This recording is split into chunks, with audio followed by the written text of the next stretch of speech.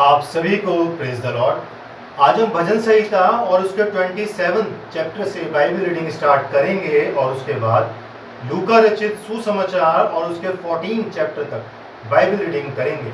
मैं Francis Joseph और मेरी पूरी टीम की तरफ से मैं आप सभी का बाइबल रीडिंग हिंदी ऑडियो में स्वागत करता हूँ। आइए हम प्रार्थना में चलें। धन्यवाद महान सामर्थ्य पिता, आपका धन्यवाद करते हैं कि आपने हमें संभाला, जिंदगी की ज़मीन पर अब तक जिंदा रखा। पिता परमेश्वर, आज जो वचन आपने दिया है, जब ये वचन पढ़ा जाए और जब ये वचन सुना जाए, ये वचन पिता परमेश्वर इसके ऊपर आप अपना आशीष भरा हाथ रखें। इस प्रार्थना को मांगते हैं यीशु मसीह के सच्चे और जिंदे नाम से, आमीन। भजन संहिता और उसका 27 चैप्टर। यहोवा परमेश्वर मेरी ज्योति और मेरा उद्धार है, मैं किससे डरूं। यहोवा मेरे जीवन का दृढ़ गढ़ ठहरा है, मैं किसका भय खाऊं। जब कुकर्मियों ने जो मुझे सताते और मुझी से बैर रखते थे, मुझे खा डालने के लिए मुझ पर चढ़ाई की, तब वह ही ठोकर खाकर गिर पड़े। चाहे सेना भी मेरे विरोध छावनी डाले, तो भी मैं ना डरूंगा। चाहे मेरे विरोध लड़ाई ठन जाए, उस दशा में भी मैं हियाव बांधे निश्चित रहूंगा। एक वर मैंने यहोवा से मांगा है, उसी के यत्न में लगा रहूंगा, कि मैं जीवन भर यहोवा के भवन में रहने पाऊं, जिससे यहोवा की मनोहरता पर दृष्टि लगाए रहूं और उसके मंदिर में ध्यान किया करूं। क्योंकि वह तो मुझे विपत्ति के दिन में अपने मंडप में छिपा रखेगा, अपने तंबू के गुप्त स्थान में वह मुझे छिपा लेगा और चट्टान पर चढ़ाएगा। जब मेरा सिर मेरे चारों ओर के शत्रुओं से ऊंचा होगा और मैं यहोवा के तंबू में जय जयकार के साथ बलिदान चढ़ाऊंगा और उसका भजन गाऊंगा। हे यहोवा, मेरा शब्द सुन, मैं पुकारता हूँ, तू मुझ पर अनुग्रह कर और मुझे उत्तर दे। तूने कहा है, मेरे दर्शन के खोजी हो, इसलिए मेरा मन तुझसे कहता है, हे यहोवा, तेरे दर्शन का मैं खोजी रहूंगा। अपना मुख मुझसे ना छिपा, अपने दास को क्रोध करके ना हटा। तू मेरा सहायक बना है, हे मेरे उद्धार करने वाले परमेश्वर, मुझे त्याग ना दे और मुझे छोड़ ना दे। मेरे माता पिता ने तो मुझे छोड़ दिया है, परंतु यहोवा मुझे संभाल लेगा। हे यहोवा, अपने मार्ग में मेरी अगुवाई कर और मेरे द्रोहियों के कारण मुझको चौरस रास्ते पर ले चल। मुझको मेरे सताने वालों की इच्छा पर ना छोड़, क्योंकि झूठे साक्षी जो उपद्रव करने की धुन में हैं, मेरे विरोध उठे हैं। यदि मुझे विश्वास न होता कि जीवितों की पृथ्वी पर यहोवा की भलाई को देखूंगा, तो मैं मूर्छित हो जाता। यहोवा की बाट जोता रहे, हियाव बांध और तेरा हृदय दृढ़ रहे। हाँ, यहोवा ही की बाट जोता रहे। इसके बाद हम पढ़ेंगे लूका रचित सुसमाचार और उसका 14 चैप्टर। फिर वह सबत के दिन फरीसियों के सरदारों में से किसी के घर रोटी खाने गया और वह उसकी घात में थे। वहां एक मनुष्य उसके सामने था, जिसे जलंधर का रोग था। इस पर यीशु ने व्यवस्थापकों और फरीसियों से कहा, क्या सबत के दिन अच्छा करना उचित है या नहीं? परंतु वह चुपचाप रहे। तब उसने उसे छूकर चंगा किया और जाने दिया और उनसे कहा, तुम में से ऐसा कौन है जिसका गधा या बैल कुएं में गिर जाए और वह सबत के दिन उसे तुरंत बाहर ना निकाले? वह इन बातों का कुछ उत्तर ना दे सके।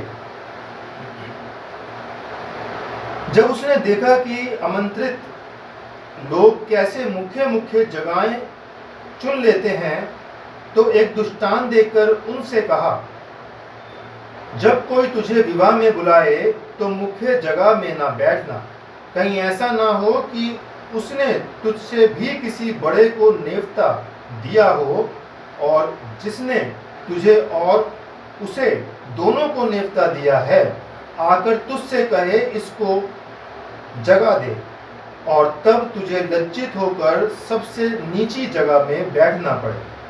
पर जब तू बुलाया जाए तो सबसे नीची जगह जा बैठ, कि जब वह जिसने तुझे नेवता दिया है आए तो तुझसे कहे हे मित्र आगे बढ़कर बैठ, तब तेरे साथ बैठने वालों के सामने तेरी बड़ाई होगी।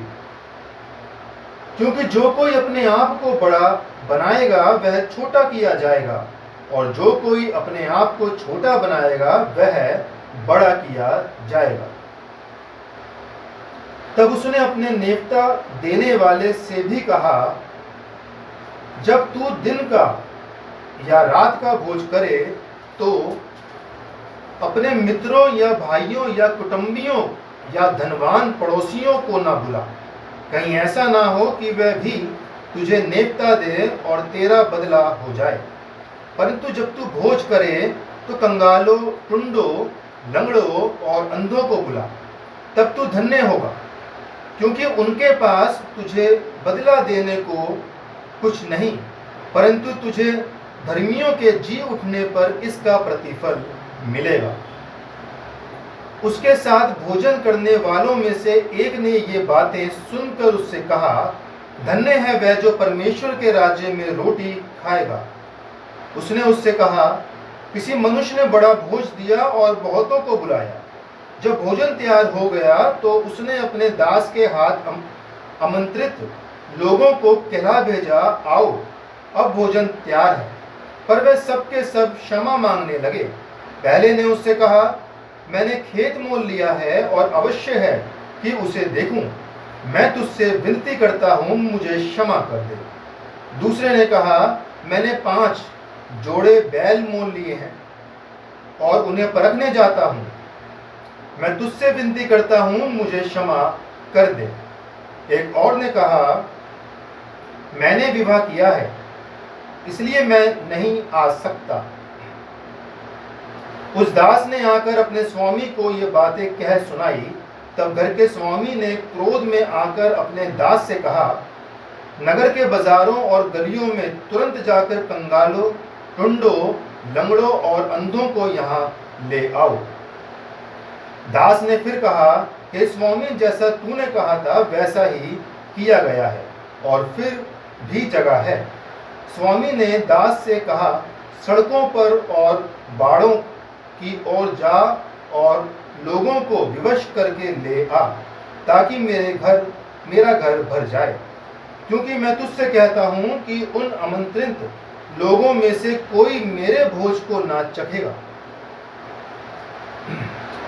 जब बड़ी भीड़ उसके साथ जा रही थी तो उसने पीछे मुड़कर उनसे कहा, यदि कोई मेरे पास आए और अपने पिता और माता और पत्नी और बच्चों और भाइयों और बहनों वरन अपने प्राण को भी अप्रिय न जाने, तो वह मेरा चेला नहीं हो सकता।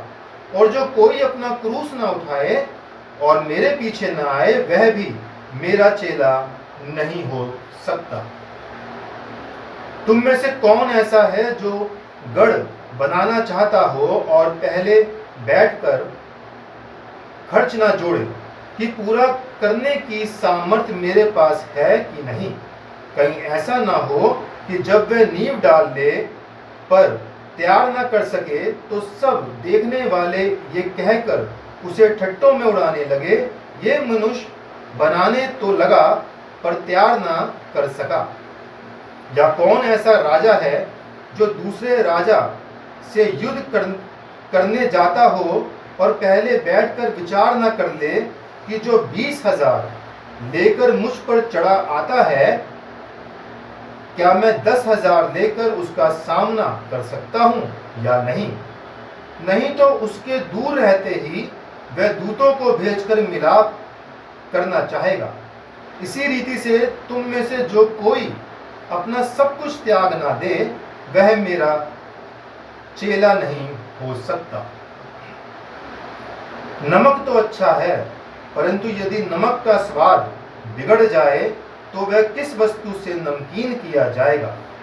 वह ना तो भूमि के और न खाद के लिए काम में आता है, उसे तो लोग बाहर फेंक देते हैं। जिसके सुनने के कान हो वह सुन ले। परमेश्वर अपने वचन के पढ़े और सुने जाने पर अपनी बहुतायत से आशीष दे। आमीन।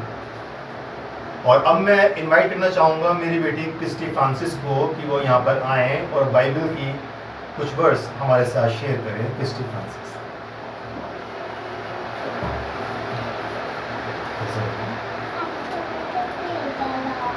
आज आप कौन सी बाइबल की वर्स पढ़ेंगे?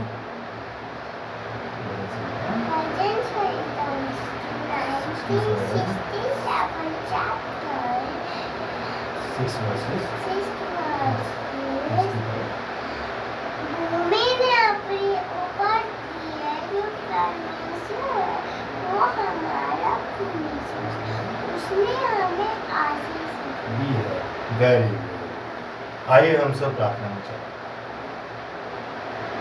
धन्यवाद धन्यवाद महान सामर्थ्य पिता, आपका धन्यवाद करते हैं खुदा सुंदर वचन के लिए जो आपने दिया है, जो ये वचन पढ़ा गया है और जो ये वचन सुना गया है पिता परमेश्वर। ये वचन पिता परमेश्वर फलदायक हो। पिता परमेश्वर, आप खुदावन हमेशा की तरह हमें संभाल के रखते हैं। आपका जितना भी धन्यवाद किया जाए प्रभु उतना कम है पिता। पिता परमेश्वर खुदावन, आने वाले वक्त में भी आप हमें संभालें, अपनी हिफाजत में रखें। ज़्यादा मांगा माफ़ करे खुदा, थोड़ा मांगा अपने भरपूर भंडार में से दे। इस प्रार्थना को मांगते हैं यीशु मसीह के सच्चे और जिंदे नाम से, आमीन। परमेश्वर का अनुग्रह हम सब पर बना रहे और प्रभु की आशीष हम सब पर सदा और सर्वदा बनी रहे। आप सभी को प्रेज़ द लॉर्ड।